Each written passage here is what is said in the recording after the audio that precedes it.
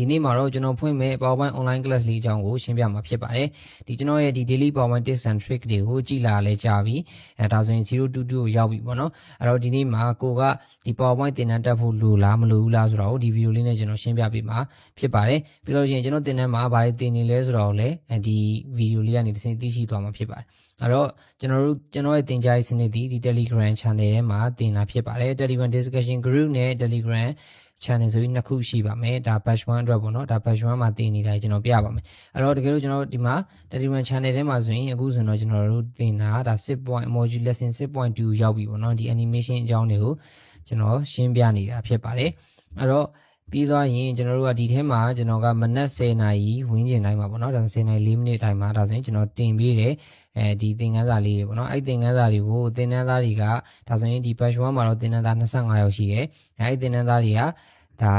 ကြည့်တယ်ပေါ့နော်ကိုအားတဲ့အချိန်မှာပြန်ပြီးတော့ကြည့်လို့ရတယ်ဒီမနက်ခင်းတိုင်းမှာတင်ပေးတယ်ဒါဆိုရင်လည်းဒါမနက်8နာရီခွဲလောက်မှာတင်ပေးရပေါ့နော်10နာရီထက်တော့ကျွန်တော်နောက်မကြောက်ဘူးအဲ့လိုမျိုးတင်ပေးတဲ့အချိန်မှာပြီးသွားရင်ဒါတွေကိုကျွန်တော်ဒီမှာဆိုရင်လည်းတချို့ဒါဆိုနောက်ဆုံးသင်ခန်းစာရောက်တော့မယ်ပေါ့နော်6ပုတ်လောက်ပဲကျန်တယ်အဲ့တော့ကြောင့်မလို့ဒီသင်ခန်းစာတွေနားမလည်ပါဆိုလို့ဒါတရားချတစ်ခါကျွန်တော်ရှင်းပြမယ်သင်ပေးမယ်ဆိုပြီးတော့ဒါပြောထားတာဖြစ်တယ်အဲ့လိုမျိုးပဲကျွန်တော်သင်နေပေါ့နော်သင်နေဒီမှာဘာရှိလဲဆိုရင်ကျွန်တော်အိမ်စာတွေပေးတာတွေလည်းရှိပါတယ်အဲ့တော့ဒီလိုမျိုးတွေဆိုရင်ဒါနောက်ဆုံး module ရဲ့အဆုံးသက်တွေတိုင်းမှာကျွန်တော်အင်စာလေးတွေပေးတယ်ဒါဆိုရင်အင်စာလောက်ကမဲ့ဟာလေးကိုကျွန်တော်ဒါလေးဒီ instruction လေးကိုဒီထဲမှာပေးထားဖြစ်မယ်အဲ့တော့ကျွန်တော်ဒီ discussion group တွေသွားမယ်ဆိုရင်ကျွန်တော်တို့ဒီမှာအခုလိုမျိုးတွေကိုနားမလည်တဲ့အပိုင်းတွေဆိုရင်ကျွန်တော်လာပြီးတော့မေးလို့ရတယ်ဒီမှာဆိုရင် group ဖွဲ့လို့မရလို့အဲ့လိုမျိုးတွေကျွန်တော်လာမေးတာရှိတယ်ပြီးရင်ဒီလိုမျိုးအင်စာတွေလည်းဒါကျွန်တော်ကပြန်ပြီးတော့စစ်ပြီးတယ်ပေါ့နော်အခုဒီမှာဆိုရင်ဒါသူတို့ဒီ batch 1ကတင်နေတာတွေထပ်ထားတဲ့အင်စာတွေပေါ့နော်ဒါတွေဆိုရင်ကျွန်တော်တို့ဒီဇာတ်ကွက်တွေဒီ table တွေ infographic ပုံစံမျိုးတွေပေါ့နော် smart art တွေကိုဘယ်လိုဆွဲလဲအဲ့အကြောင်းတွေကိုဒါရှင်းပြခဲ့တာဖြစ်ပါတယ်အဲ့လိုမျိုးပဲနောက်ထပ်ဘာတွေရှိအောင်မလဲဆိုရင်ကျွန်တော်တို့ဒါ module 5ကကျတော့ကျွန်တော်ဇာတ်တွေကြောင်းဘယ်လိုဆွဲရလဲဆိုတာရှင်းပြတဲ့ဟာပေါ့နော်ဒီ module 4မှာဆိုရင်ကျွန်တော်တို့ဒီ AI ကိုကျွန်တော်ဘယ်လိုမျိုးစနစ်တကျသုံးပြီးတော့ဒီ presentation တွေကိုလုပ်နိုင်မလဲဆိုတဲ့အကြောင်းလေးကျွန်တော်ရှင်းပြခဲ့တယ်အဲ့တော့ဒီ AD သင်ခန်းစာဆိုလို့ရှိရင်ဒီသင်ခန်းစာပြီးသွားတဲ့အချိန်မှာဒါဒီမှာကျွန်တော်ရဲ့အခုဒီ batch 1သင်ခန်းစာတွေဆိုရင်ဒီ PowerPoint ကိုတော်တော်လေးဒါသူတို့ next level ကိုရောက်သွားကြတယ်ပေါ့နော်ဥပမာဒီမှာဆိုရင်ကျွန်တော်တို့သူတို့လုပ်ထားတာလေးတွေဒါဆိုရင်ကျွန်တော်မေးထားတာလေးပေါ့နော်ဘယ်လိုမျိုးလုပ်လဲဒါဆိုရင်သူတို့ပြန်ပြီးဖြေထားတယ်သူတို့လုပ်ခဲ့တဲ့ဟာလေးတွေပေါ့နော်အဲ့တော့ဒီထဲမှာကြည့်မယ်ဆိုရင်ဥပမာဒီထိဆုံးတယောက်ကိုဒါကျွန်တော်ဖွင့်ပြပေးမယ်ပေါ့နော်အဲ့ဒါဆိုရင်ဒါကျွန်တော်သင်တန်းတက်ရင်ဘယ်လိုဖြစ်သွားမလဲဆိုတာသိရလိမ့်မယ်အဲ့တော့ဒီမှာဆိုရင်ကျွန်တော်ဖွင့်ကြည့်လိုက်မယ်ဆိုရင်ဒါဆိုရင်သူ AI ကိုသုံးပြီးတော့ဒီ presentation slide တွေကိုအခုလိုမျိုးဖန်တီးထားတာပေါ့နော်အဲ့တော့ဒီခုကျွန်တော်ပြည့်သက်တွေထဲမှာလည်းဒီ PowerPoint ကိုအမြဲတမ်းထိတွေ့နေရတယ် PowerPoint ကိုအမြဲသုံးနေရတယ်ဆိုရင်ဒီကျွန်တော်သင်တန်းလေးကိုတက်လိုက်ရင်အခုလိုမျိုးတွေကိုက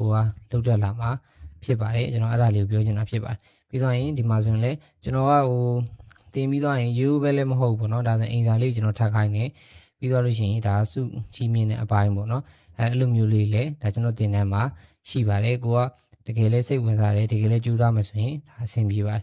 ပြီးတော့ရင်ဒီမှာကျတော့ဒါစုရတဲ့လူကျွန်တော်ကြီးညာပေးထားတာပေါ့နော်အဲ့တော့အဲ့လိုမျိုးပဲဒီမှာတင်တန်းမှာတော့ဒီလို activity လေးနဲ့ကျွန်တော်တိကျသင်ပေးတာဖြစ်ပါတယ်ပြီးတော့ဒီမှာဆိုရင်လည်းဒါသူတို့ထပ်ထားတဲ့ PowerPoint တွေပေါ့နော်ပြီးရင်ကျွန်တော်ဒီမှာဆိုရင်တချို့တွေဆိုရင်ရှိတယ်ပေါ့နော်မအားတယ်အင်စာမထပ်နိုင်တာမျိုးရှိအဲ့လိုမျိုးဆိုရင်ကျွန်တော်တိတ်ပြီးတော့သဘောမကျဘူးအဲ့လိုမျိုးဆိုရင်ကျွန်တော်ဒီ group မှာကောင်းကောင်းပြောတယ်ပေါ့နော်ဒါလေးဆိုရင်အဲ့လိုမျိုးပြောတာဖြစ်ပါတယ်တချို့ကျတော့ဒီအင်စာကိုကမှတ်လို့မထပ်ချင်တာမျိုးတွေရှိတယ်ဒါတော့အဲ့လိုမျိုးတွေမဖြစ်သင့်ဘူးပေါ့နော်ဒီအင်စာကဒါကိုယ့်ဘာသာကိုကောင်းမကောင်းဒါကိုကပဲကိုနဲ့ပြန်ရမှာလေအဲ့လိုမျိုးကျွန်တော်တို့တင်မယ်ဆိုရင်ကျွန်တော်ဒါပြန်ကြည့်မယ်ကြည့်ပြီးသူတို့ discussion ပြန်လုပ်ပေးမယ်ဘယ်နိုင်လို့လဲဆိုတော့ကျွန်တော်ပြောမယ်ပေါ့နော်အဲ့လိုမျိုးတွေပြောတဲ့ခါကျမှကိုကဒီမျိုးနော်တိုးပို့ပြီးတော့တိုးတက်လာမှာပေါ့နော်အဲ့တော့ကြောင့်မလို့ကျွန်တော်အင်စာထပ်ဖို့လေကျွန်တော်တင်နေတာတွေကိုခဏတိုက်တွန်းလေးရှိပါတယ်အဲ့တော့ဒါဆိုရင်ဒါကျွန်တော်ရဲ့ဒီ batch 1တင်တန်းထဲမှာဘာတွေတင်လဲဆိုတော့ကျွန်တော်ရှင်းပြခဲ့တာဖြစ်ပါတယ်အဲ့တော့နောက်ဆုံးပိတ်အနေနဲ့ကျွန်တော်ပြောချင်တာကကျတော့ဒါကျွန်တော်ရဲ့ဒီ Boring PPT ရဲ့ဒီ tutorial လေးကိုဒီကျွန်တော်ပြည်သက်တွေအမြဲကြည့်နေလူလည်းရှိကောင်းရှိနိုင်တယ်အဲ့ဒီကနေမှကိုက PowerPoint အမြဲထိတွေ့နေရတဲ့လူ PowerPoint ကိုဒီစနစ်တကျနဲ့အစအနေစပြီးတော့ဒီ advanced level ထိကိုဒီတက်မြောက်သွားခြင်းတဲ့လူဆိုလို့ရှိရင်ဒီကျွန်တော်မှာဒီ batch 2သင်တန်းကို February 9 ရက်နေ့ကျရင်ဖွင့်ဖို့ရှိပါမယ်အခုကျွန်တော်တို့သင်တန်းမှာအခုအထားဘယ်နှယောက်ရှိပြီလဲဆိုရင် ဒါ batch 2မှာတခြားပြောတဲ့လူလည်းရှိသေးတယ်ပေါ့နော် batch 2မှာအခုဆိုရင်ဒါ73ရောက်ပေါ့နော်နောက်ထပ်2ရောက်လောက်ရှိဦးမယ်ကျွန်တော်တင်တယ်15ရောက်လောက်တော့ရှိသွားပြီ15ရောက်လောက်ရှိတော့အဲ့တော့နောက်ထပ်ကျွန်တော်အယောက်30ပဲလက်ခံမှာဆိုတော့15ရောက်ပဲကျန်ပါတော့မယ်အဲ့တော့ကျွန်တော်ရဲ့ဒီပရိသတ်တွေကဒီ PowerPoint ကိုစိတ်ဝင်စားတယ် PowerPoint သင်တန်းတက်ချင်တယ်ဆိုလို့ရှိရင်ဒါအမြန်ဆုံးလာပြီးတော့သင်တန်းလာအပ်လို့ရပါတယ်အဲ့တော့9ရက်နေ့မှာသင်တန်းဖွင့်မှာဖြစ်ပါတယ်အဲ့တော့အားလုံးကျေးဇူးတင်ပါတယ်နောက်နေ့သင်ခန်းစာတွေမှာပြန်တွေ့ပါမယ်